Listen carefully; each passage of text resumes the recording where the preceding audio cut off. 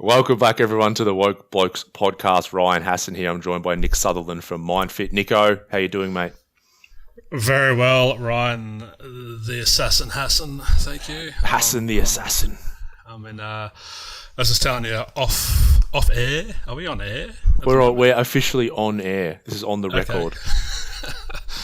Telling you off air that I'm pretty all woked up of being balls deep in rammed ass and please, guys, if you don't know the spiritual teacher Ram Das, Nick isn't talking about having a rammed ass and balls deep. I haven't spent 24 hours at the Blue Oyster Bar.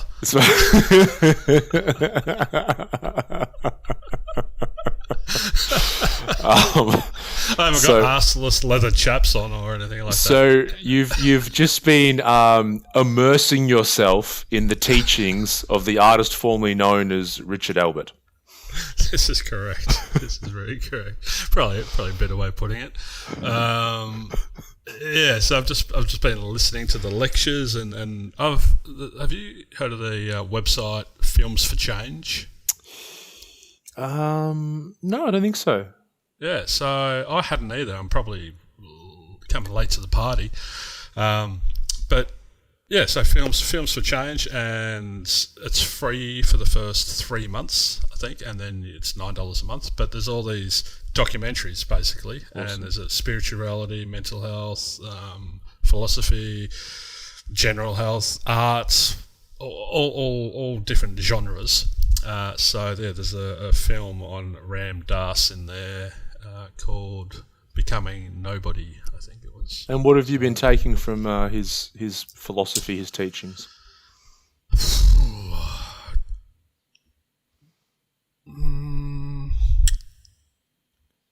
I don't know whether I've been taking more than just, I don't know, not consciously taking. I've just been absorbing and experiencing it and really just listening with the intent to understand it. I'm not chasing anything from it. I'm not. I guess what I'm really learning is that there are seekers out there, and I think you and I are seekers. We're seekers of truth, we're seeking knowledge and wisdom, and because we're all about growth. And what else? Yeah, just as I was saying to you earlier as well, that just a lot of what he's talking about resonated, I suppose, in me and the way that I teach and the work that I do with Myndfit. And he says it in a different framework or uses different words, but it's very because it's all based off Buddhism, I suppose. So, and Hinduism for him. Yeah. He spent a lot of time in India with his guru and growing beards and meditating. And then going on strike for 7 years and becoming a very horny celibate. Oh, yeah, the horny celibate, yeah. That's that whole idea of renunciation. I was talking to someone about this yesterday, and even about drugs and alcohol, and it's like whatever you renounce, you're tied to forever. It's going to control you. It's whether I'm doing drugs every day or I'm renouncing drugs every day, they're still controlling my life. Yeah, and that's what he talks about. If you push it away, you're still attached to it. Yep. You're still connected to it, and I think we had that chat early on in the podcast about Alcoholics and Narcotics Anonymous. You rock up every day. I'm an alcoholic or I'm a drug addict, but I don't take it anymore. Well, you're still heavily and deeply connected to it. Yeah, that's right. Yeah, 100%. So, but today, I really like how much joy he has too. I really love how his eyes sparkle and how he's just always smiling and laughing, and that's where I'm trying to get to. I guess is within myself is just more laughing, more playfulness, more lightheartedness, more. It's just all so irrational. Let's just laugh at it all. Yeah, that's right. Yeah, even when we're like dealing with things like we do with people with serious like mental health problems and that kind of jazz, like we've got to have fun along the way. It's because we lose it. That's where people get into a lot of strife, and like there's some. Yeah, I see both. Yeah, it's like people like Ram Dass and I love Don Miguel Ruiz and these kind of guys. They're just these amazing teachers, but one thing that really strikes you is also their joy. It's like they're exuding joy, and you can see that. Whereas there's a lot of other people I like, and I'm a big fan of Jordan Peterson, and you look at like Friedrich Nietzsche and all these people, amazing philosophers and thinkers. But my God, I wouldn't want to be them in 1,000 years. Nietzsche died incredibly depressed and alone. Jordan Peterson, like, I don't want to make assumptions, but he's struggling. You don't want them on your dinner party list. Yeah, like, I would love to talk to him, but like, it's not, if I had to choose someone to be around, like, give me Don Miguel or Ram Dass any day, even though Ram Dass has died. Don Miguel's still going. But yeah, I was watching, like I said, I've watched so much Jordan Peterson stuff. I've read his books. He's a very, very deep thinker. But once again, he's just come off anti-anxiety meds that he became addicted to, and his daughter posted a video of him with a remote control car on Instagram, and it was like, great to see Dad having fun again. I've never seen a more depressed person with a remote control car in my life. I'm like, if this is him happy, I'm really worried. It was just, watch the video on Instagram, Michaela Peterson. It was interesting. Once again, but amazing thinker. But I think if we want to ask, like, do I want to be just intelligent and spurt information, or do I want to be that light, that joy? This is what Ram Dass was talking about, is where we've put intellect up on this pedestal instead of wisdom. And I think Jordan Peterson and Nietzsche and all them were great intellectuals, but I think Don Miguel Ruiz and your Ram Dass and those sorts, they're very wise people. They're all about wisdom, and in that wisdom gives them this capacity for compassion and empathy, which is what those others are missing, I think. And that's going to link in what we're talking about today, is that we're going to discuss suicide and have a philosophical discussion about suicide and taking your own life. But Ram Dass works with so many people dying, and he did so with great compassion, and also great fun as well. Yeah, exactly. And where he said, in India, death, you're exposed to death because they carry dead people on pallets down the street and burn the bodies. There's no coffin. The body's not put in a box and hidden away. It's not something to hide and cover up. Death is, I heard a great expression earlier. The leading cause of death is birth. Yeah. So, yeah. We're dying right now. Exactly. All of us. So why do we try and mask it? Why do we try and cover it and hide it and have such an aversion to it? And so I think if we can expose it and talk about it, it stops being a taboo topic. And suicide and mental health has forever and a day been a taboo topic, because all people associate with mental health is mental illness, really. Anxiety, bipolar, depression, schizophrenia, and that's what people's perception of mental health is. They don't realise that it's joy and peace and equanimity and feeling content. That's just a spectrum of emotions, really. So today I want to bring a taboo topic out and try and make it less taboo and do it respectfully, but because people listening are going to potentially have had personal experience with someone suiciding or feeling suicidal within themselves. So we want to respect all of that generally, and I hope people know us well enough by now to realise that we're always going to respect that stuff, but we want to pull it apart a little bit and see whether it has to be so heavy and serious. Yes, yeah, it's something that definitely needs to be spoken about. I think most people have been touched by suicide in some way, whether it's having the thoughts themselves or someone close to them going through it, an attempt or someone who does kill themselves. It's something that we do need to open up and talk about. You spoke about how, like, we associate a lot of people mental health with mental illness, and then also mental illness is strongly associated with suicide. And this is where people who don't understand it, they get very, don't want to have certain conversations, because one, they're like, oh, someone's got a mental illness, they're crazy, whatever the hell that means. And if they're crazy, then there's a chance that they're going to kill themselves. And so that's where a lot of fear comes into it. And, I'm a big one, like, whatever we don't understand, we are afraid of. So if I'm then afraid of something, whenever I interact with that thing, I'm coming at it from a place of fear. Yes, or if it's different. Or if it's different, yeah. I talk about this with families of addicts and that kind of thing. And it's like they want this exact script of what to say to their partner or their son or their daughter and exactly what to do that's going to get them the best result.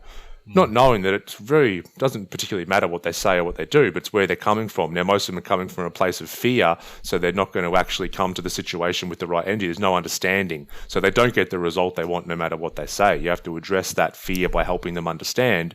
Then we can be like, we can address something with a much more calm state. Totally. That was a reframe I did when I started doing public speaking. I'd always been a class clown and comfortable-ish.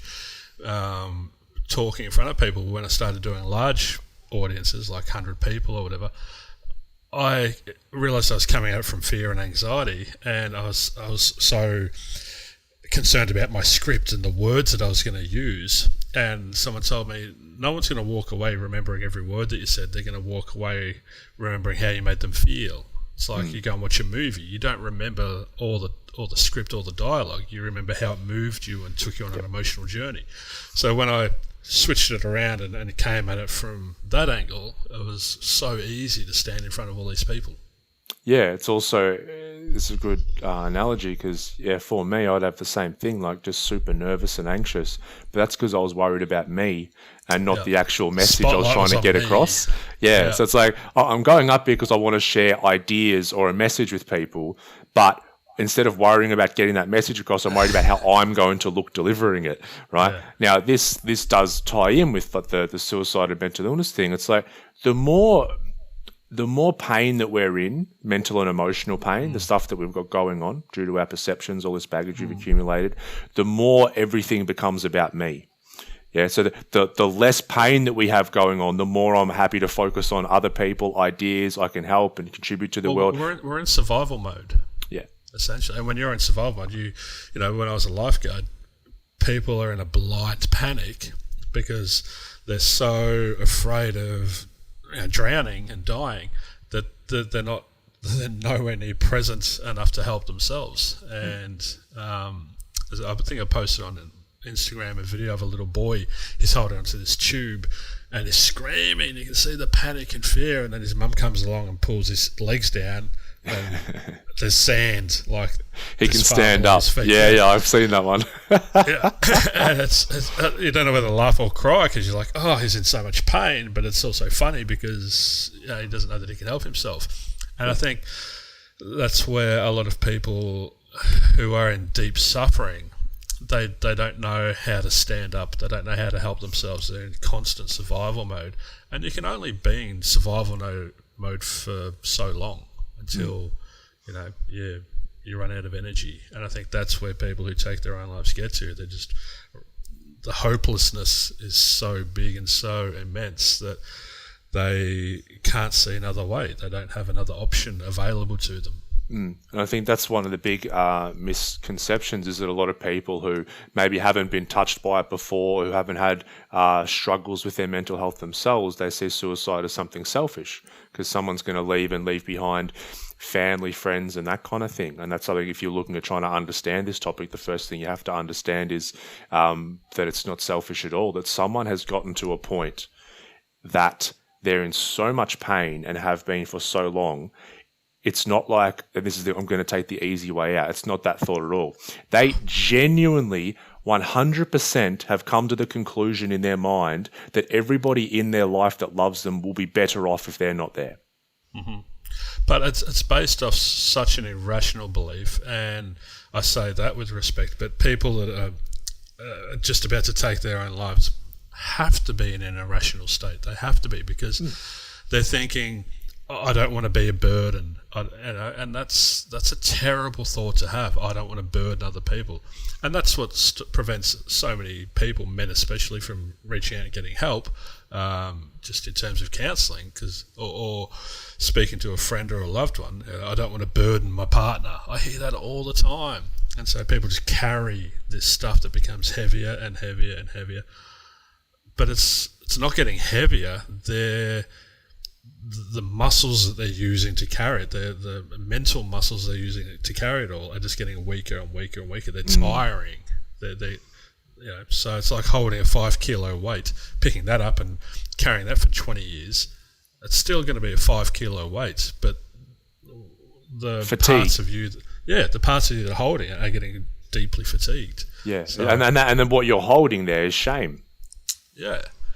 Shame is that weight, because shame says that I'm a bad person. There's inherently something wrong with me. I'm faulty in some way, and because of this fault and that I'm a bad person, I'm then in turn poisoning the people in my life, even the people that I love. And yes, it's an irrational thought, but the emotion's going to override the rational thought process every time. It's just so much stronger. We're very emotional beings, all of us. But you're going to compound it, because then underlying that shame is going to be guilt, and underlying that guilt is going to be anger. You're frustrated, and underlying that is going to be this deep-seated fear and anxiety, and then there's going to be depression. So it's just going to be so multi-layered. Yeah, and then you just ping between all those, really heavy emotions, and when that goes for weeks and then months and then years, people just get beaten down to a point where, like I said, it's the rational thought, but it's a thought that feels very true at the time, that says everyone's better off if I'm not here. Well, it's the illusion that they start living in. It's the reality that their belief system's creating, that it's hopeless, I can't find a way out. And the people I've spoken to, a common theme that's come up is they didn't actually want to extinguish their life force. They didn't want to end their life, this life that they're living. They wanted to change the life and change the situation, but they didn't know how. They didn't know how to get from here to there.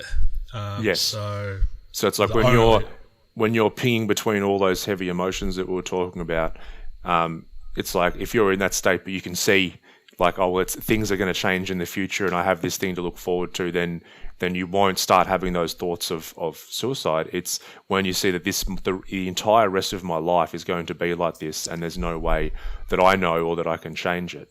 So it's like you've given yourself a life sentence of that, which is too much to bear for a lot of people. But it's funny you say that, because I find that it's just interesting, the words you said. It's like they don't want to extinguish their life force. They just kind of want part of them to die kind of thing. And I know... They want their illusion to die. They want the suffering to die. They want the pain to die. They want it to go away, to be removed, to be taken. But they don't know how to do it themselves. And they're so deep in their shame and guilt that they're not going to reach out and be vulnerable. And I think that's where people misconstrue it as being it's weak. It's weak it's a weak way to kill yourself. I don't think that's true. I think the weakness, if you want to call it, is the person's inability to reach out and to ask for help. Yeah, and that's interesting. I've heard many stories, like even Eckhart Tolles one, like people sometimes when they're in that suffering so deep that they're ready to kill themselves, part of them breaks, and they have this really interesting epiphany. So Eckhart Tolles' story was he was deeply depressed for years, and he was at a point in his life where he was suicidal and he's wanting to end his life, and it was late one night, couldn't sleep, he was having these thoughts, he wanted to kill himself, and then he literally got up and said, I can't live with myself anymore. And in that moment, like some light bulb went off in his head, because he just realized what he said. He's like, I can't live with myself anymore. Hang on, what does that mean? I and myself. So all of a sudden he created separation and some awareness that this part of him that he called myself was just something that he'd identified with his whole life. But there was an I in there as well. And so he said he passed out and woke up in the morning and the world looked different. Now, that doesn't happen for everyone, but that's just an example of all of a sudden he was able to completely let go and not extinguish his life force, but that part of him that had kept him in suffering for so many years. That's exactly what happened to me. About 20 doors down the road from where I'm living now, I was living in a different house in the same street 10, 12 years ago, and my mental health had deteriorated over 8 or 9 years after leaving the army. I'd completely left my mental health unattended to, and I was discharged with anxiety and depression, so mental health issues, and it wasn't linked into any services or anything like that. So gradually declined. developed into mental illnesses, so agoraphobia and severe anxiety and severe depression, PTSD in there as well, just for a bit of fun. And I got to the point where, I'm a 30-year-old adult male, and I'm trying to open my front door that's not locked, and not barred, not boarded in, trying to open my door to go to the letterbox, and I couldn't do it. My mind disabled my body, and to protect me, that was the anxiety. It was the bodyguard stuck its arms around me and said, "Nope, we're not going out there. It's too scary." And I had that epiphany, and I've got no idea where it fucking came from, but I was standing there, and I was disbelief, to be honest. I was like, I'm an adult male with arms at work and fingers at work, and I literally can't open a door. And if my mind is capable of this on this end of the spectrum, what is it capable of on the other end of the spectrum? Because there must be another end of the spectrum. And so that epiphany, that thought, whatever it was, created a little gap in the agoraphobia, and I shot out and went to a psychologist just down the road. They were CBT based, which really resonated with me. So I was lucky that the person I found suited my style, and that's where the metanoia came in. I had to do the breakdown and then the rebuild, and here we are. But I'm so fortunate, I'm so thankful to the angels, the universe, the gods, my soul, spirit, whatever it was that allowed that passed that thought through to my consciousness. Yeah. Well, it didn't. Otherwise, that epiphany. Yeah. I think the important thing is that epiphany doesn't come from the mind, because what happens, we listen to the mind, and the mind controls us. So that's just like with you not opening the door. Nobody in the history of the world who has committed suicide or attempted to commit suicide has ever done it without their mind telling them to do it first. No. Right? So that's the only... We listen to that mind in it telling us that that's the right thing to do. So it sounds like these epiphanies and these moments for you is when all of a sudden that mind gets bypassed. You're saying, my mind's telling me to do it this way. That means it must be capable of that way. In that moment, you're no longer your mind, which means you don't have to listen to it. That's why I said it came from somewhere other than my mind and got passed into my consciousness, my conscious awareness. And then it got handed over to my mind, and my mind got this email. By the way, there might be something else on the other end of the spectrum. Oh, fuck. Oh, right, okay. And then all of a sudden, the anxiety got the message. I was like, oh, right. And I could open the door and walk out and go and see a psychologist. Yeah. And then that action even further disconnects you from that thought pattern, because you've just done what the mind was telling you for so long you can't do. It's like, Eckhart Tolle woke up the next morning and said the world had changed.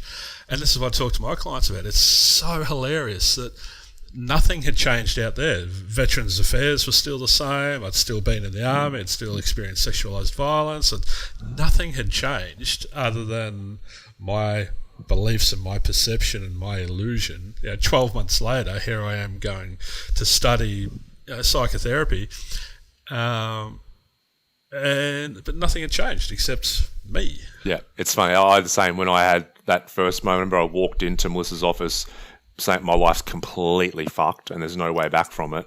And then I came out of it and I'm like, okay, I'm a drug addict. I'm on serious criminal charges. I've written off my car, all this stuff. But then in my mind, I'm like, everything's going to be fine. Like, it's just in and knowing everything's going to be fine. That everything's going to be fine, in a word, is called hope. And that's what people who kill themselves lose, is hope. And it feels so hopeless and so helpless and so completely disempowered. But in therapy, there's three keys to positive therapeutic intervention. I've spoken about it before. And the first one's rapport. The second one is hope. And then the third one is actual change. And that hope is you've got to give people light at the end of the tunnel. And you can only do that, though, if someone's open to it, if someone's in enough pain and suffering. And that's why I love my clients, because usually I hear, oh, you're my last resort, or I've tried everything else and nothing's worked. I'm like, beautiful, you're ripe for the picking. You're gonna be open to anything. And in that very first session I have with them, in that 90-minute discovery session, I literally map out how we're going to take them from point A to point B and what it's going to take and what's involved. And I paint that picture for them and show them that light at the end of the tunnel. And they go, fuck. So for Orion, I'm a drug addict, criminal charges, everyone hates me, I've lost everything, blah, blah, I've dug myself into a real deep hole. That's okay. Doesn't matter why or how you got there. All that matters is that you're here, and we're going to look at how to get you out of that hole. And these are the tools we need. And as soon as you give someone those tools, they're like, right, I can do this. I can do this. Yeah, that's the thing. But I think even before I jump into that, I don't know if we've spoken about it. I'm sure you've had this a number of times. That perception thing. It's the amount of times I've worked with. Say I'm working with a guy, and he's got all these bloody relationship issues, and he's blaming his wife for everything. And then you go in and do this work on him, and we're like all these patterns started. And the next week he'll come in. I'm like, how's it been? He goes, mate, you would not believe how much my wife's changed. She's acting completely differently.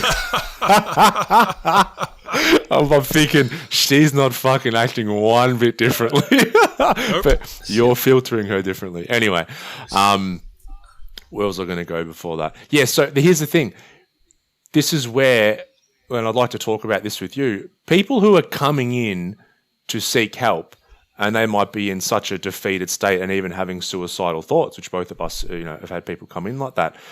There's still something there because they've taken action to come in and get help. So I think there's some juice there or some hope for them.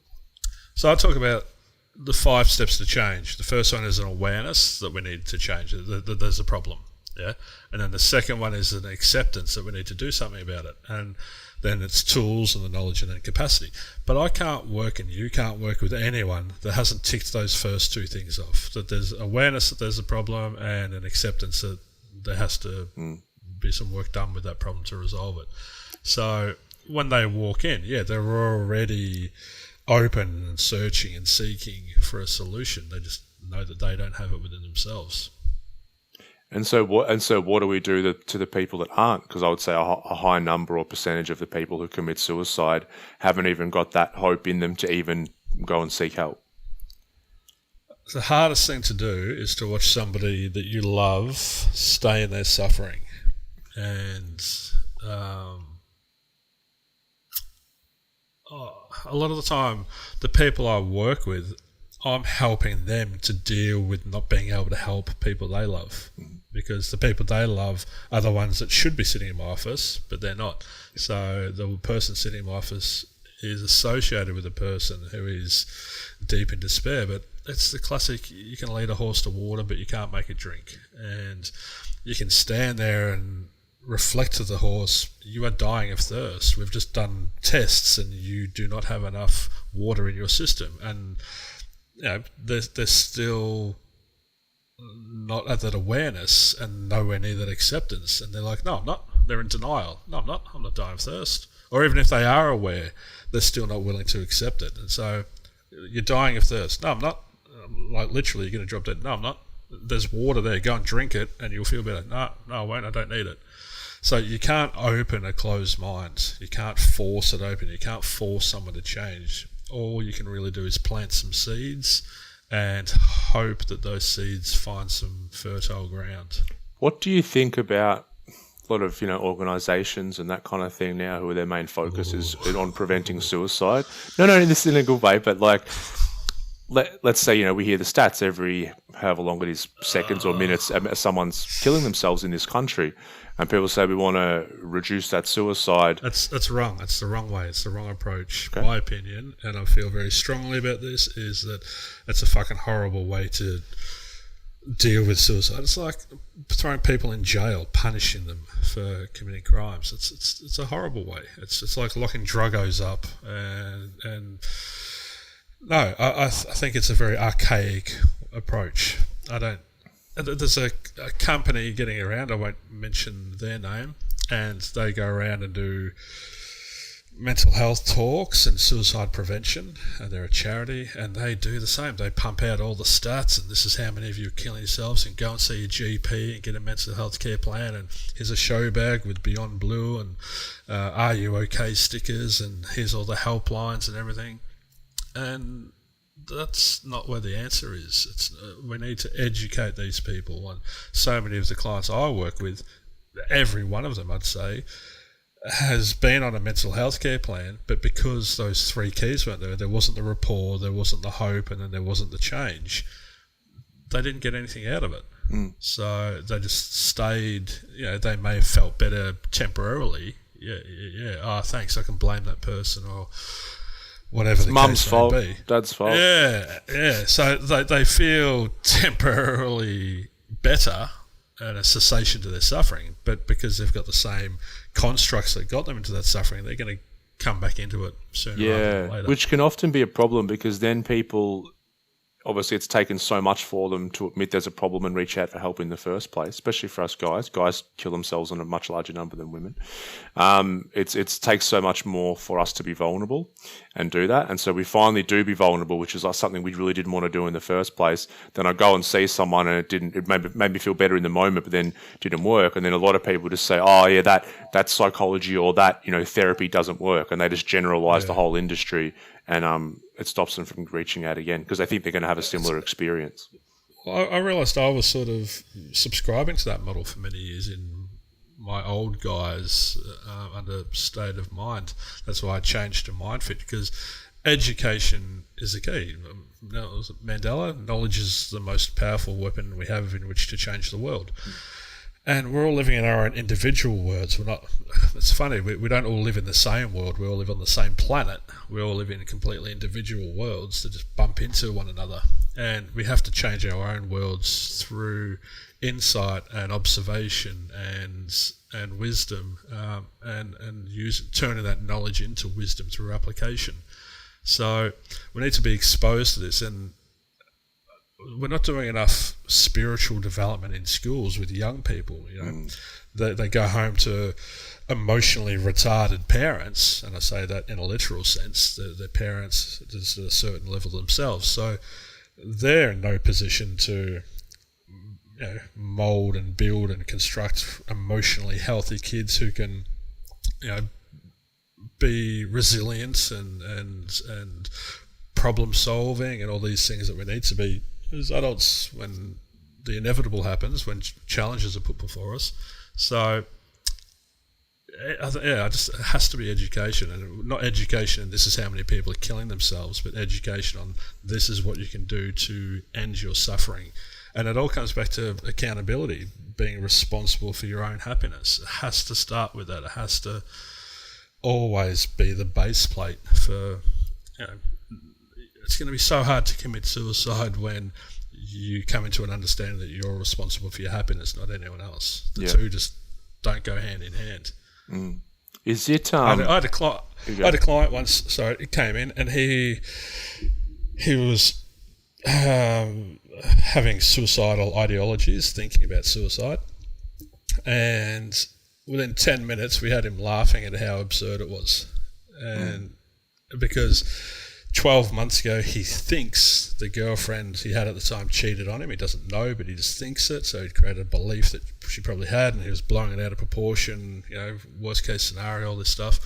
And I said, I've got the whiteboard out and wrote 10, 9, 8, 7, 6, 5, 4, 3, 2, 1. And I said, on the scale of 1 to 10, where would you put that experience in your life now, and how bad's your pain and suffering?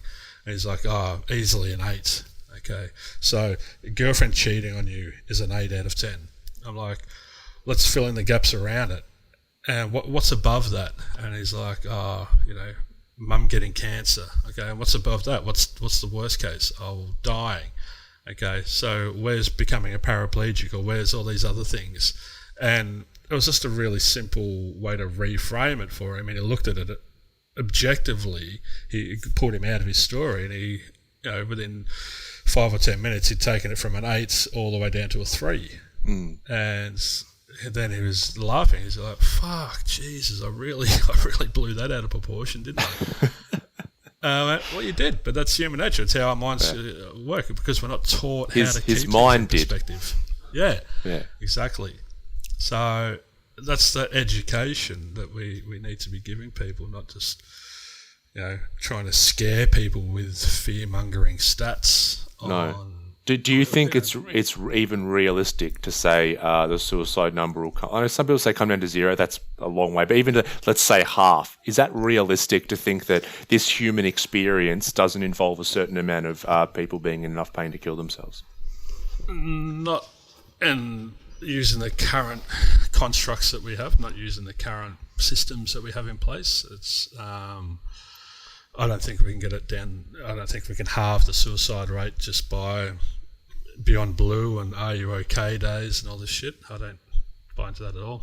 I agree. Hugh from the Resilience Project talks about an experience in India where he said people back in Australia are killing themselves, and he said they look puzzled and dumbfounded and that they don't have a word for suicide in this part of India. Right. They can't contemplate and get their head. They're like, what, people are being murdered? And they're like, no, people are murdering themselves. And they're like, how do you kill yourself? So there's no suicide rate over there. So there's I guess there's a pool of people that can prove that human nature isn't to kill ourselves. It's all the shit that we pile on top of it. Of course. I mean, there's such a strong survival mechanism in us. Like, you can't drown yourself. If you try and drown yourself underwater, you can't. You'll physically come up for air. So we have to find these other means. Try and punch yourself in the face. No. It's so hard. You don't want to inflict pain. Yeah. And that's what suicide is. It's a release of pain. It's a being free of pain. So it's the only way that they know that. They've probably tried drugs, they've tried alcohol, they've tried gambling, they've tried all the escape mechanisms and coping mechanisms. Yep. I hate the word cope as well. It's like, we need to give our kids more coping mechanisms and strategies. No, we don't. We need to give them I had a client this week, a drug addict, and she was like, I'm looking for different coping mechanisms. I'm like, what if we didn't need coping mechanisms? Let's try and start there. I ask them, I say, do you smoke? Yep. Do you drink? Yep. Have you gambled? Yep. Do you get on Facebook and try and switch off and disconnect? Yep. I'm like, you've got great coping mechanisms. What do you need more for? Yeah, you got plenty. I'm like, I can't give you any more coping mechanisms. You've got them all. You got it. You got it all, baby. I can give you some self-management strategies. I can teach you how to start managing yourself. Yeah, but people have them, and this is what I talk about. I found to be so apparently clear that suicidal ideation is a coping mechanism. So I have found that for people, every coping mechanism exists because I'm in some sort of pain or suffering. I'm in some sort of pain or suffering, and I'm going to try and work through things to find out what helps alleviate that. And that thing that works the best will become my coping mechanism. That could be drugs, alcohol, gambling, shopping, sex, food, work, relationships, my phone, whatever it is. So, or all of those. So they're coping mechanisms, right? Because they work. Now, they don't work as in they get rid of the suffering. They just blunt it for a short amount of time. They're Band-Aids on a broken leg. And so for people that drugs and alcohol don't work, that'll be their go-to, thoughts of suicide. Now, for people who have gone down the drug and alcohol route and that has worked, and now they've got to a point where it doesn't work anymore, like you said, they will then start having suicidal ideations. Because once again, they can't, the drugs don't work, they just make it worse, that song. The drugs don't work, so it's like, there's no way out. What possible way out is there for me from this suffering? So the mind then says, let me go to work and try and come up with a solution for you. Okay, bang, you need to start thinking about killing yourself, because that's the only way this suffering is going to end. It's like, if you don't exist, the suffering won't exist. Yes. That's the simple math of it that you end up at.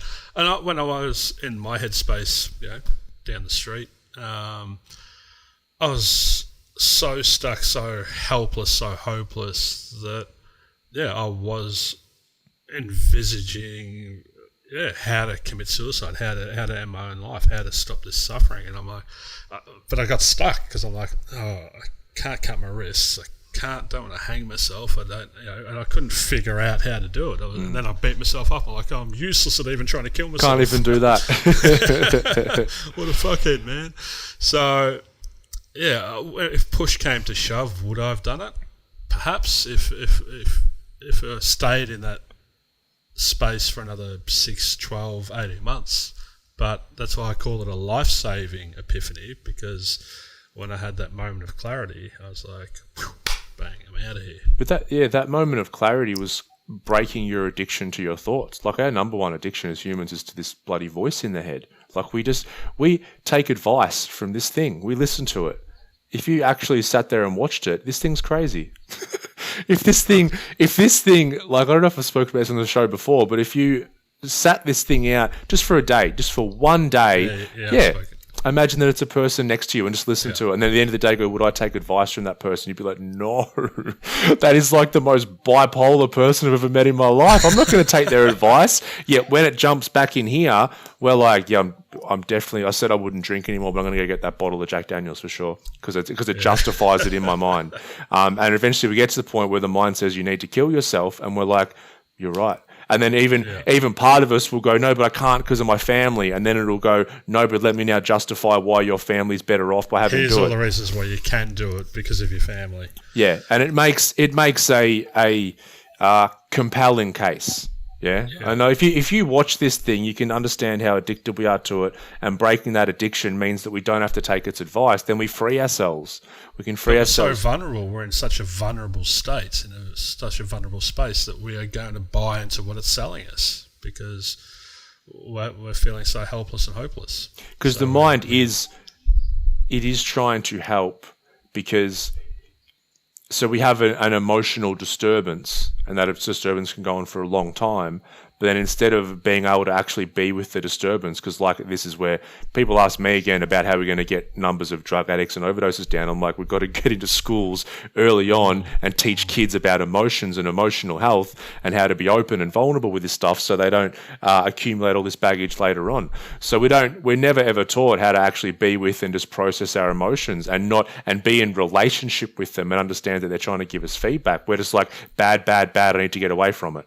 And so we go up to the mind, and so then the mind tries to come up with ways to help deal with that disturbance. This is why when we have an interaction with someone and we feel like we're embarrassed because we said the wrong thing, our mind will start, well, we should have said this, and then next time I'll do that. It's just trying to play out scenarios so that emotion feels a little bit better.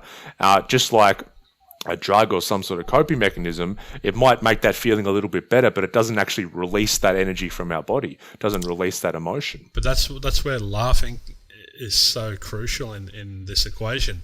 Learning to laugh at ourselves and how irrational our minds are. No matter, I've been doing this for 10 years and I live and breathe this day in, day out, and I'm like living at a gym, and I still have irrational outbursts and irrational moments, and there's nothing I can do about them except just laugh at it and be aware of it and go, there's one of my moments. All right, and back to trying to be, and that's all I'm doing in my work, is just reflecting to people gently without judgment how irrational they're being, and then providing them a pathway to getting back to being more logical and rational and grounded and present and at peace and okay. And it is emotional disturbance before. Imagine our emotions are a lake.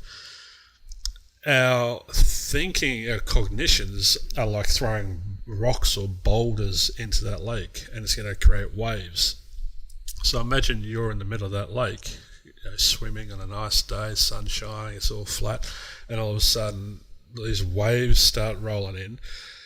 It's like surfers, getting dumped, and then another wave comes over, and another wave comes over, and that's where you get in that survival mode. So imagine waves dumping on your head for 2 or 3 years.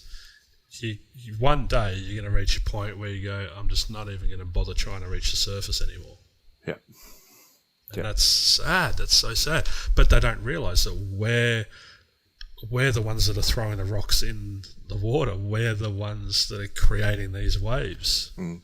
Yeah, and I think laughter is so important in what you're saying, because it's like we immediately go from like having fun with it or curiosity as opposed to judgment, because then the judgment we just keep compounding, right? I shouldn't be fucking thinking by that. People have it so much worse. You're such a fuck up because you think this. It's like you're just compounding the same. So mind got you into the issue, then mind's beating up mind, and it's just getting deeper and deeper down the hole. All those waves are getting heavier and heavier. Yeah. It's like the laughter can really break that. It can be a bit of a pattern interrupt.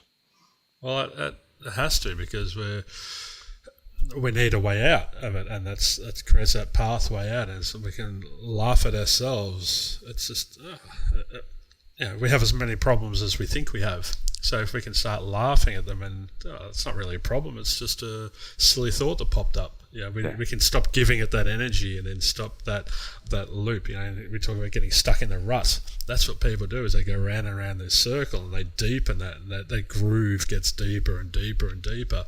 And that's that conditioning and the patterning and all that stuff. So we've got to break the cycle, and laughing at your partner is probably not a good idea when you're in an argument, but it's gonna be. But laugh at yourself. Laugh at your own reactions that are happening up here. It's funny. Yeah.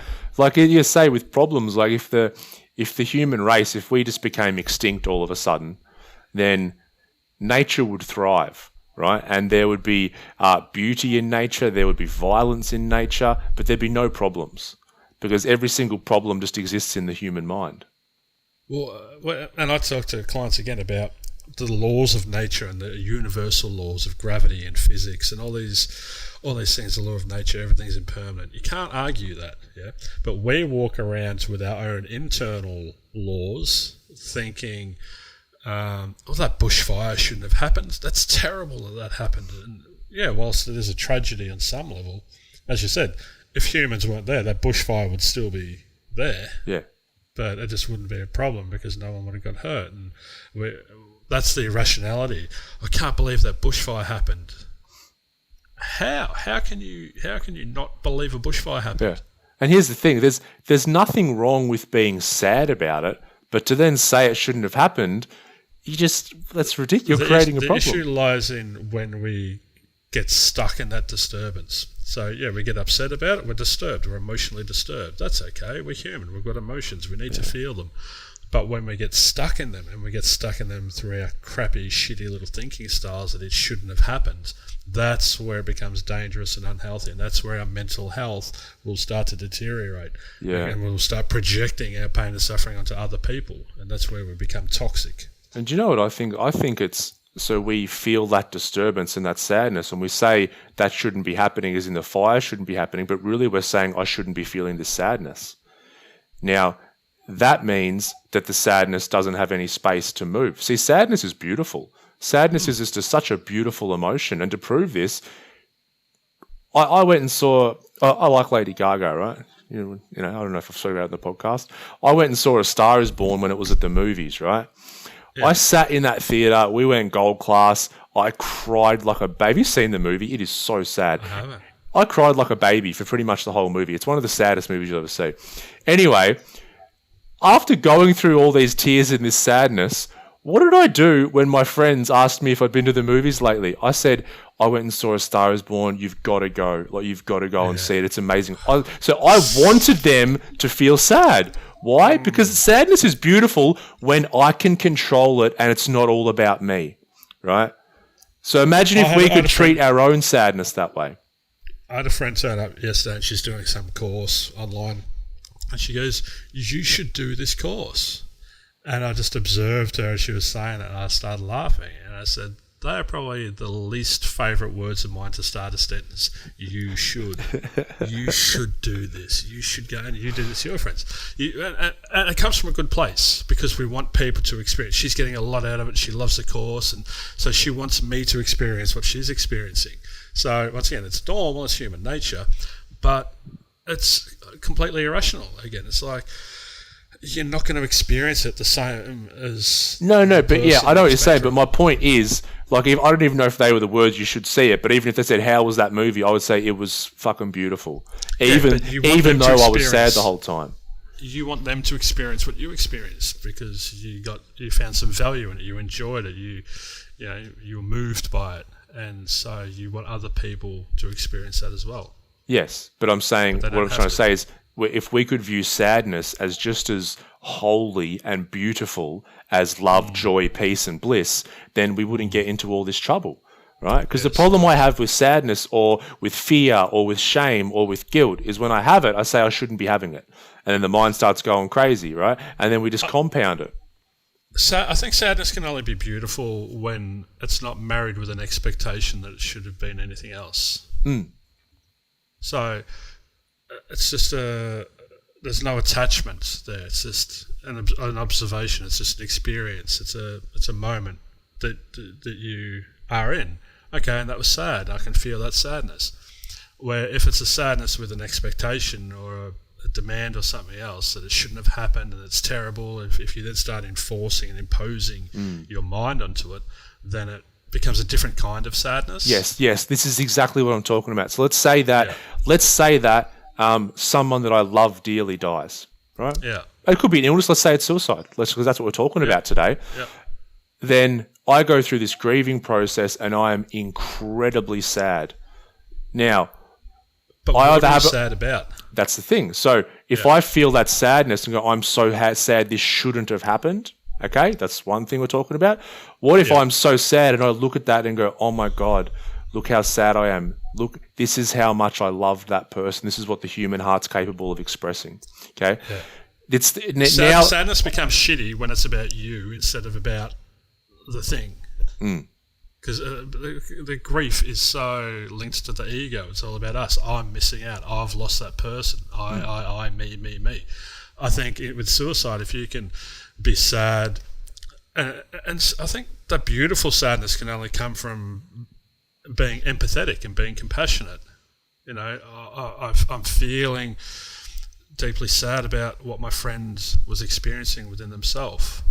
And you can share in that sadness, and whereas if your sadness is more for you and it's an ego sadness, then that's where we get pretty bent out of shape. Because also when it's ego sadness, we're in some form of resistance, and so when we're in some form of whatever we resist persists. So it's like I'm resisting this emotion because I think it shouldn't be there, but the exact act of resisting means it's going to stay there for as long as I resist it. And people, you know, I've worked with people whose mum or dad died 30 years ago and they're still grieving. Or they still haven't gone through that process because they think it shouldn't have happened. Yeah. Yeah. Look, it's an interesting topic, right? I think that the more that we talk about it, the more that, because like you said, we get whatever's taboo and people don't like talking about becomes like this big demon in the corner of the room, right? And the longer something isn't spoken about, the bigger this demon gets. Then all of a sudden, if we turn around and face the demon and speak about it openly, we'll realize it's a little chihuahua thing that we can actually, you know, not be so scared of.